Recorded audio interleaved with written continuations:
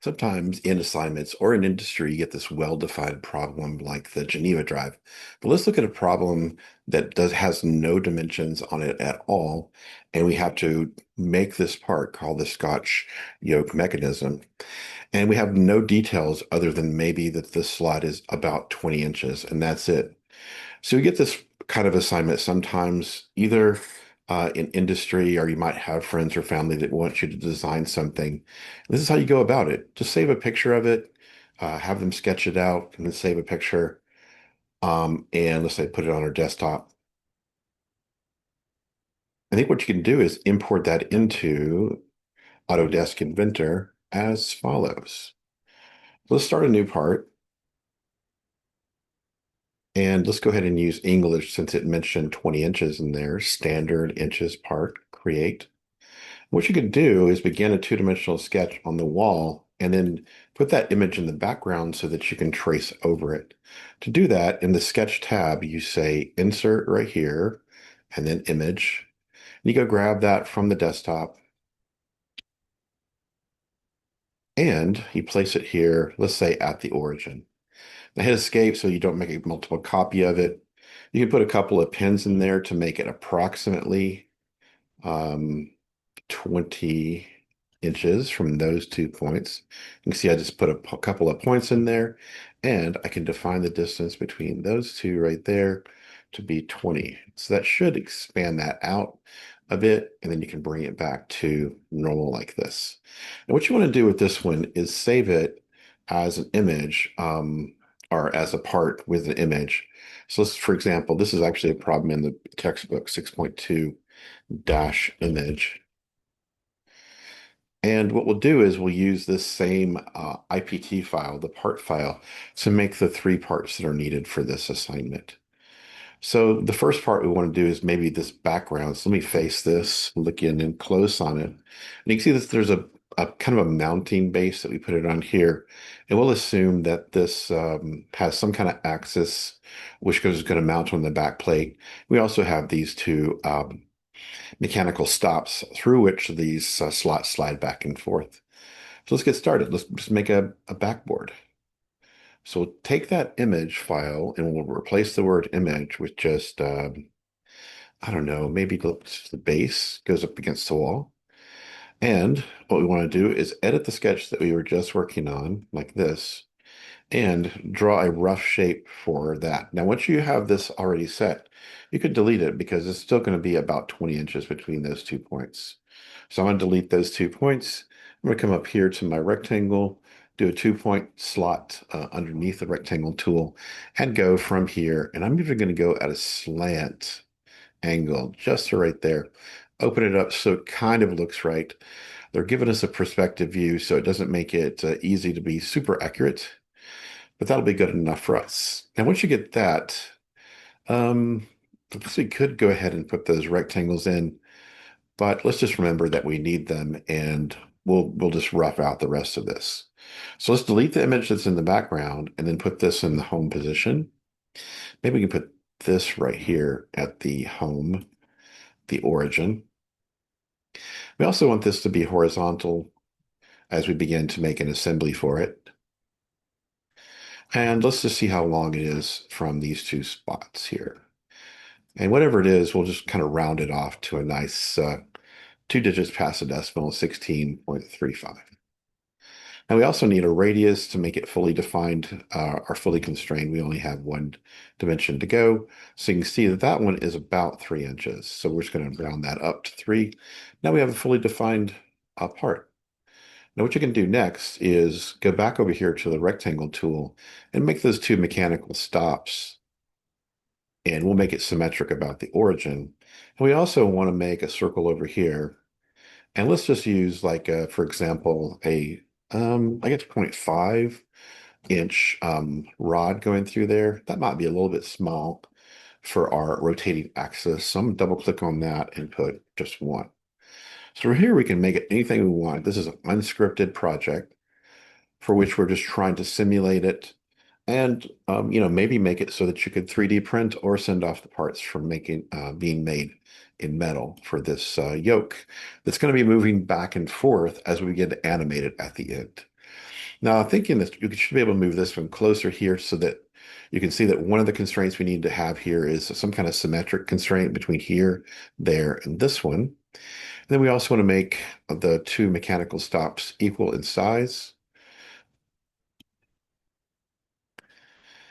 Okay, it looks like it already did that from the beginning. And then we want to have some kind of gap in between. Now, what I'm going to do is load up this file that we just had so I can take a look at it, face it like this. And let's just assume that the gap right here is 1 inch and that these railings right here, the path that goes around here, is going to be 1/2 inch. And so when you do that, you see that you need a 2 inch gap there, but maybe just a little bit more. And so what I normally do for reality purposes is I put a 2 in there for the inches. And then I know if I'm going to 3D print this, I'm going to have to add on a little bit, an extra gap for it to slide in there. Usually I use 0.4 millimeters. That's kind of a standard thing that I do when I'm 3D printing something and I need some kind of allowance there. Now we probably need to define this one so that we get a fully defined sketch at the end. So why not just 1.3 on this one? I guess even 1 is good. And it looks like there's something else missing here. So let's see what we can do. I guess what we could do is maybe make the midpoint line up with this, since it's kind of close already. And I think since we have the y-axis like this, we can click the vertical and say we want this align with that and align with that one also as well. It was already lined up, so it's all good. So there is one dimension unknown, and I bet it's just the width of this right here. And so we're going to give it a nice even number. Well, 2.65, give it 2 digits past the decimal. All right, so now we have our basic part. And like I said, we're going to use basically, like a 1/2 inch or 1 inch for each dimension that we're unsure of. So how about a thickness of 1/2 inch, like this? And then I forgot to, let's see, go back in here. I forgot to extrude those out. So we can go back over here and say, edit feature, and say, let's do some more using that same sketch. We want those two mechanical stops to go out 1 inch. So they're going to go 1/2 inch beyond, like that. And I think this one has to be more than that, if I remember right. So I'm going to hit plus, make it a separate extrude. And I think it has to be 1.5 if I remember correctly. This is going to be the axis on which our um, plate is going to rotate. Let's save this one, and we will make that disk next. It's going to mount on here. Um, yeah, let's go ahead and do that now. So this is the image file. Remember, IM image right there. So then file save as.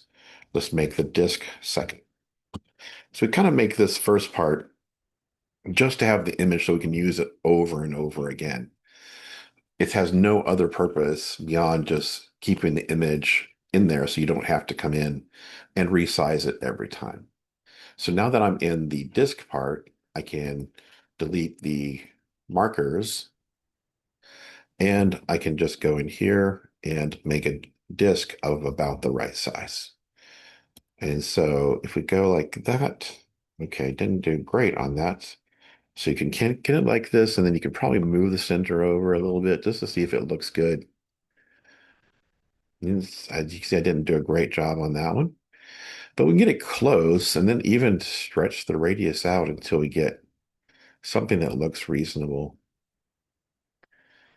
All right, we're going to maybe go with this, I guess. And what we can do then is just delete the background sketch. Let's go ahead and lock in what the radius is going to be. And we'll just say 10.6 2. Let's keep up with that process of using 2 digits. And we'll align this with the origin to make it fully constrained. What we're going to need is a hole through the middle. And I think we had an inch hole in the middle. So we want this one to be 1 inch plus 0.4 millimeters to give it a little bit of allowance so that it can slide around there. And we also need to have a pin out here. So why not just use the same size like this? And instead of 1 right here, I'm going to say 1 inch. And this time I'm going to say minus 0.4 millimeters because what I want this to do is I want it to fit inside of that slot. So let me open up the image one more time. And you'll see that right here, I have a slot. I'm going to say that's 1 inch. And this pin that's over here, that's going to slide back and forth this way. You can see it over here as well. Needs to be just a little bit smaller, so that's why I made it smaller for the disk. It needs to be defined, so I probably should put that image back in there to see about where it goes, but it looks like it's pretty close to the edge though. So I will move it closer to the edge and we'll give it a dimension that sounds good. And remember, if we want to do a radial distance, we go like this. And how about, I wonder if we can get away with 4.5 or if that's going to be too close to the edge. Looks good. And then what we can do is give it one more dimension. We could do that angle between the two, or we can just say, what is the horizontal distance? So by giving the hypotenuse and this distance right here of 3.38 is going to be good to lock this thing down.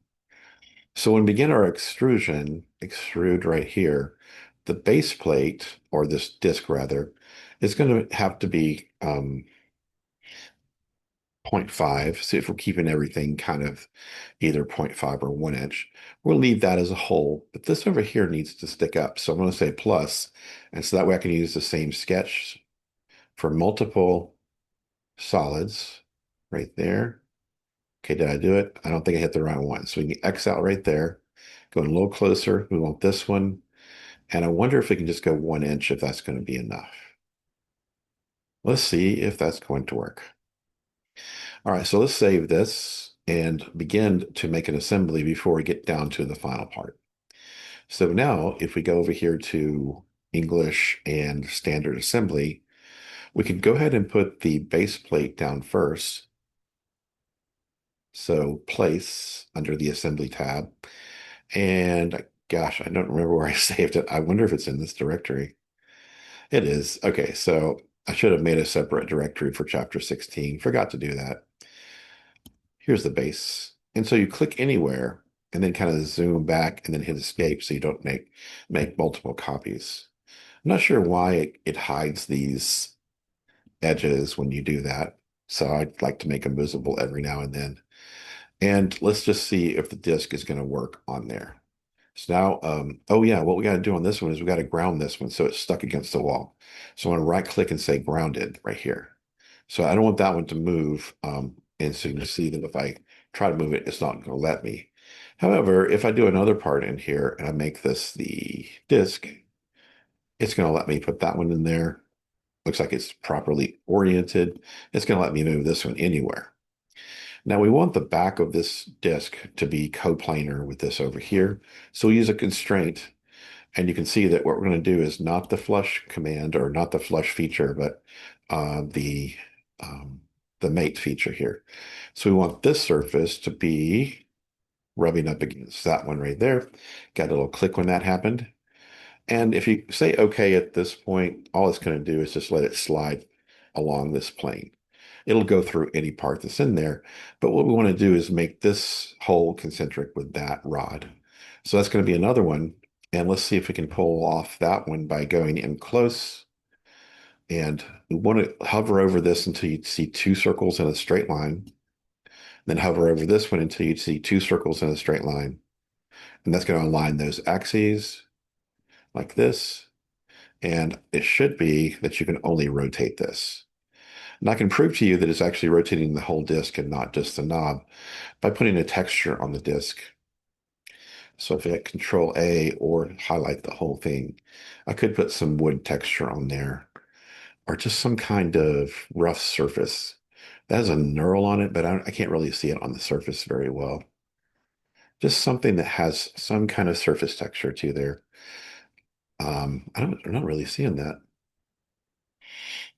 But I know that if we go down here to these pines like this, oh, that didn't work either. Usually you can see this whole surface like that. So let me highlight it again, go up here. Oh, it still thinks I'm knurling. Let's find something chestnut that has a texture. None of those do, it seems like. I thought we did this in class with something that had texture. Um, if we had some kind of like brushed steel, then that might show up as something we can work with. Here's a rusty surface. Okay, we're going to go with that one for now. If you hit save like this, go back over to the assembly right here. Let's make sure we save this assembly file. And this is problem 16.2. And now you're going to be able to see that you can rotate this around like that. You don't have to do that, but you can kind of prove it to yourself that you're rotating the entire disk and not just the pin around the origin. All right, we got one more piece to make. I'm going to hit Control Z on my disk to get it to be just a default material, or just make it a nice, colorful um, medium blue. Well, I should have clicked on that one to begin with. Um, Welded brass. Okay, got to select the whole thing. Canary yellow. All right, so we'll save that right there. And we'll make this last piece that's going to go in here a different color. Um, the base plate, we can just make it blue. So highlight the whole thing is one way to pull it off. And then just look for something that's solid blue, whatever catches your eye like that, and hit save. All right, now let's make this final piece for our assembly. Maybe make it red or green. It's hard to see that right there, so let's find something that's a little bit more light blue. So we can see these lines and make sure that we mate this up to um, the proper surfaces. So we'll save that, and we see this new blue appearance. And we can go over to view and see these hard lines, so we can see that a little bit better. All right, so ready for the last piece. And so we pull the image over to the right-hand side and save this as the yoke, because this is called a Scotch yoke. And this piece right here, we're going to call the yoke. Y-O-K-E. I think it's just like you have for an ox. And we'll edit that sketch. And we no longer need that image file, but it's good that we made it in the beginning. So we don't have to do this 20-inch placement every time. So making a slot in here could be as simple as, let's see how we want to pull this off. I guess we can just rough out the shape a little bit.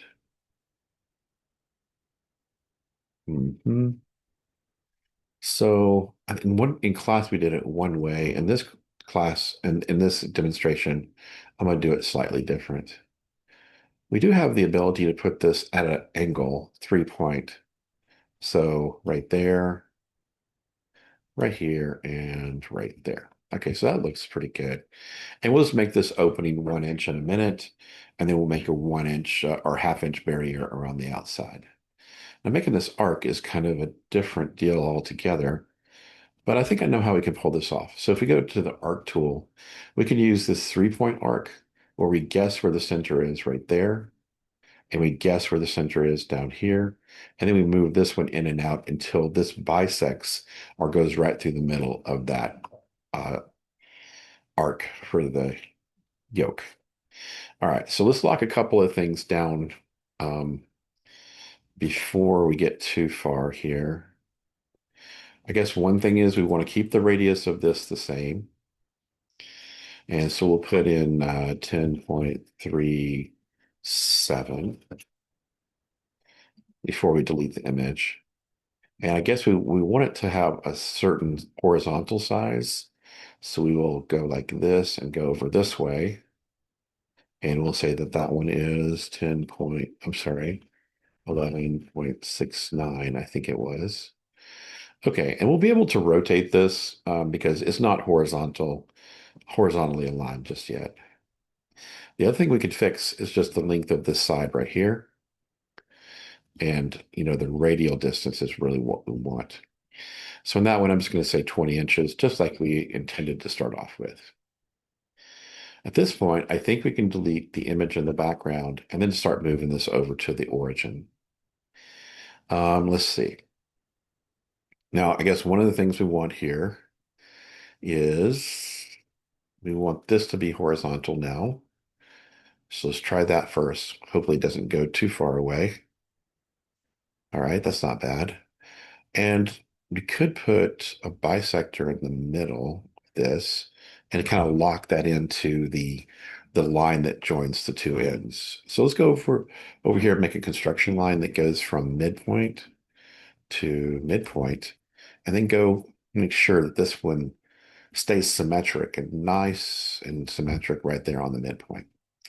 Now you can see that this line right here, this is not bisecting this whole distance that's right here.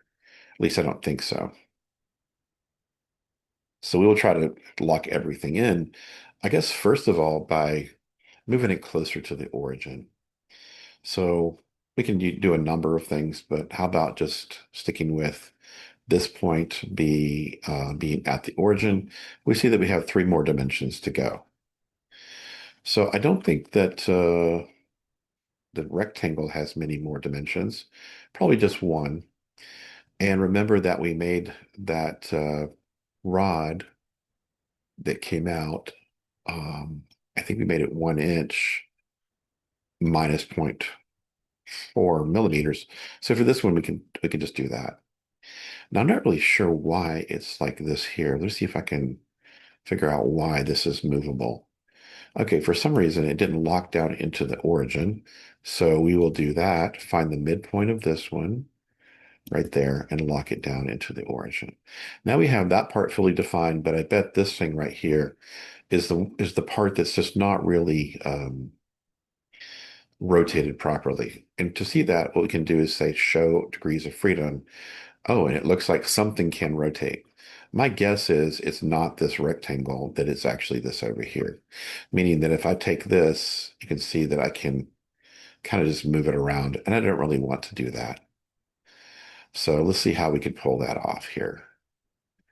I guess just making, since we have the circle origin here, I think we just want to make the two parts going up and down equal to each other. Let's see, how could I make that easy? Let's see, if I go down like this, see, a line is still going to be perpendicular, so that's not it. Hmm, we really want these two angles to be equal to each other. Let's see what we can do here. Yeah, I guess what we can do is just say, let's make it look wrong on purpose, and then go in here and put a couple of construction lines. We'll do one construction line from here, perpendicular all the way down to there, and then we will do the same thing for this one all the way to here. And to make this thing symmetric, we know that those two need to be equal to each other. And look at that, fully constrained. Now, we didn't really handle that the slot. We would just very well. Well, we just dealt with the line that goes through the center. So let's see if we can use an offset tool to come away from that. That doesn't look great there. Hmm. Let's see what else we can do here. I thought that we could just use the offset and go this way. Yeah. Let's see if we make this a construction line, if it behaves any different. Probably not. Oh, it thinks this is part of it now. I gotcha. So that's why it was trying to show that rectangle. So let's turn that off here. And we can delete those two so it doesn't think it's part of it. Now, if we want it to be fully defined, though, all we got to do is say, I want this angle um, right here. Guess, wait, that's not the right angle. Let's see. Yeah, I guess all you got to do is just basically the distance between those two has to be fixed. Okay, now we have it fully constrained. Let's see if it'll do the offset a little bit better. All right, that's not too bad. We'll go a little bit this way, and we're going to go 0.5 this way, and we're going to go 0.5 this way. and I got them backwards. This is the one that should be a hidden line, and these two should be my visible lines. All right, let's close off the ends by making them rounded, just like we saw in the image. Okay, so we'll start with a center point arc. Start right here as the center. Let's make sure we click exactly on this spot here and arc over to there. Oh, that didn't work perfectly, did it? So there must be something wrong there, maybe about my distances between those two things. So let me delete those distances there and see if I can lock it in another way. And that would be by making this not a construction line and then lining up right there and there. The radius of this, yeah, is okay. So I guess for some reason it didn't bisect it perfectly. Let's keep going. Center point arc, center, lock in here, lock in there. Made it a construction accidentally. And let's just see what's left over as far as unknown. I bet it has to do with the separation between this line and that one right there. Let's see if we can clear that up by saying from there to there is half. All right, that cleared up half of it, but I'm not sure why this one is unknown. So once you get to this point, you can always come back and say, show all degrees of freedom. And it looks like this whole thing wants to move out and about. So let's see if we can lock it in by going from center out to here, locking that one in. And then it looks like we don't have this one properly set. I guess we have to do both of these. So we'll go from the middle of this one to there, and this should be identical to that right there. But yeah, I'm not really sure why it thinks. Oh, I think I know why. Okay, let's delete that since this overkill. I think it's probably that these are not really tangent like they should be. So let's just guess at that. Is that the issue? Yeah, it looks like it. Is this one already tangent? Yes, it is. So now we have it fully constrained. But in order to extrude this, we're going to have a frame around it. But also, all of this in here needs to be kind of cleared out. Now, the way I used to do things is I would take a trim tool and I would just go in here like this and I would just trim it out. But then it leaves lots of unknowns. So the way I do it nowadays is instead I start splitting these things up. So in other words, I change part of it into a visible line and leave part of it as a hidden line. So we'll start right there, and then we'll do another one here, and then we'll do another one there and another one there. And you'll see that what I'm going to do is select this and turn only that section into a hidden line. If you saw carefully where I put those X's to get past that thing right there. And will that allow us to extrude now? I think so. Let's save this. This is our yoke. Get back over here. Maybe just extrude to make sure it's going to extrude properly. But we don't need to extrude the gap. We need to extrude the frame that goes around it. So let's make a frame. We can use the offset tool for that again. So edit sketch and pull in the offset, and hopefully it'll go around the whole thing. We can just do 0.5. And there it is. Let's see if this is going to work. Extrude only that portion right there. Sometimes you have to zoom in. We only want this to be 0.5 thickness. And so there is our yoke. Not too bad, right? Just took a little bit of careful alignment on those. Let's make sure it looks good and symmetric, almost like a pickaxe. Let's pull this into our assembly. Oh, what happened?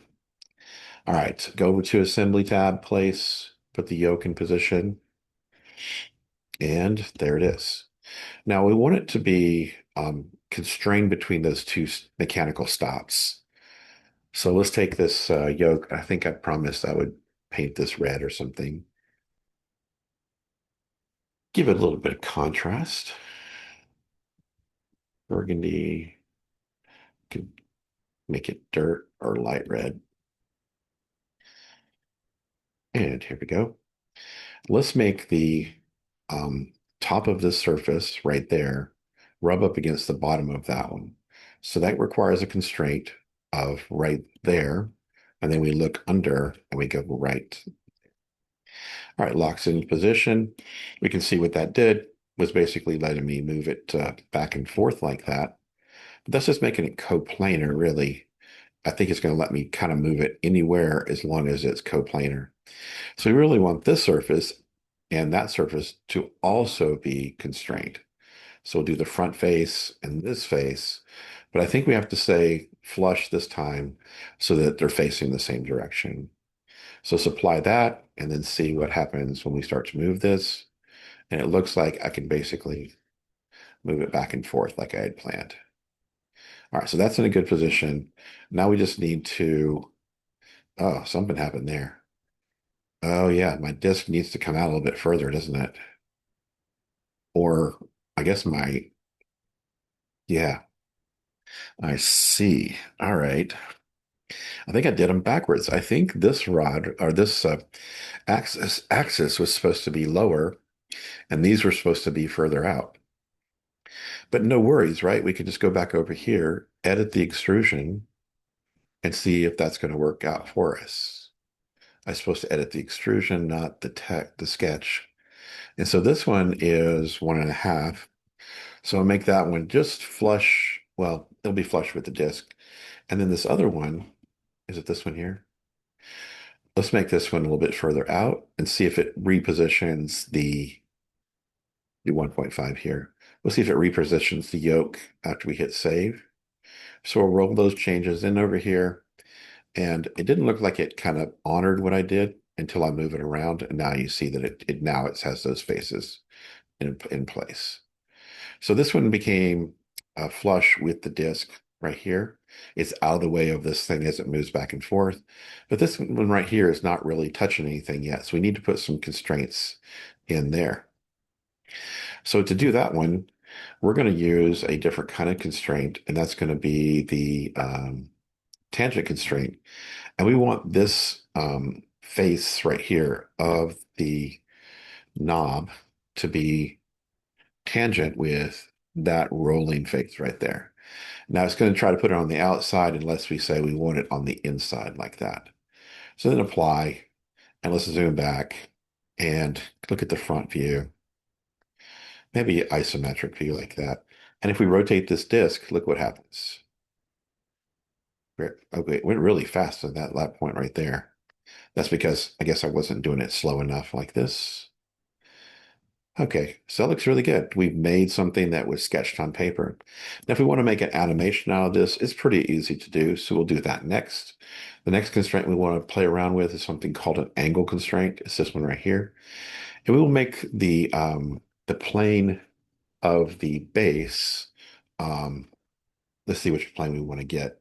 Probably the horizontal plane. So let's see, base, origin. So not this one. Yeah, probably this one right here, the XZ plane. And we want that one to be perfectly in line with the disk plane that looks like it's in about the same orientation. So that would be okay, or this one, but not that one. So we're going to line up those two planes right there. And we don't want to do 3 planes, we just want to do 2. Okay, so we made it 0 right here. And all that's really, I guess we can even change it to 90. I'll just show you what it does if we change it to 90. It goes to the other side. Well, it goes like that. But I guess if we went 180, puts it on the other side. And it doesn't really matter. You'll see what we're going to do here. Let's leave it at 0. Hit apply. And now you have a situation where you can't move anything at all. And that was intentional because what we're going to try to do now is make this drivable. Make that angle right there drive. And we're going to have it a range from 0 to 360 degrees. And we'll give it maybe 10 turns to do that and move it off to the side. If we want to speed it up a little bit, maybe put 5 degrees per increment, and away we go. And so now we've made a yoke that takes rotational motion and turns it into translational motion. You can imagine this being kind of a stamping machine in an industrial factory or maybe some kind of assembly line. If you want to turn it into a video, you just press right here. It says, where do you want to save it? It's going to save it as a WMV file. And then you give it some parameters here. I usually use a default, and then you just play it to have it save and record. However, I don't remember where I said I saved it. So I will just press that red bullseye one more time and see where it saved it. It saved it somehow in this downloads directory right here. So I will go over there, pull that up just to show you that it's a low quality video.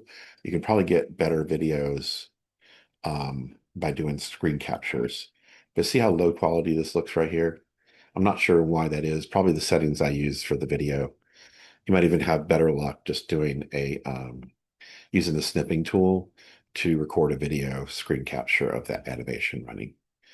All right, I hope this helps show you how to go about taking a undefined problem with dimensions that are not well known, an unscripted situation, somebody's idea perhaps on the back of an envelope, and turning it into something that you can show them that this can be made real. You can make this drivable, and you can actually, 3D print something like this. You'd have to put a motor back behind that one. You'd have to make these surfaces slick. So you probably wouldn't want to make it out of plastic. Maybe, I guess Teflon might actually work pretty well for a prototype. All right, I will see you in the next video. Have a good one.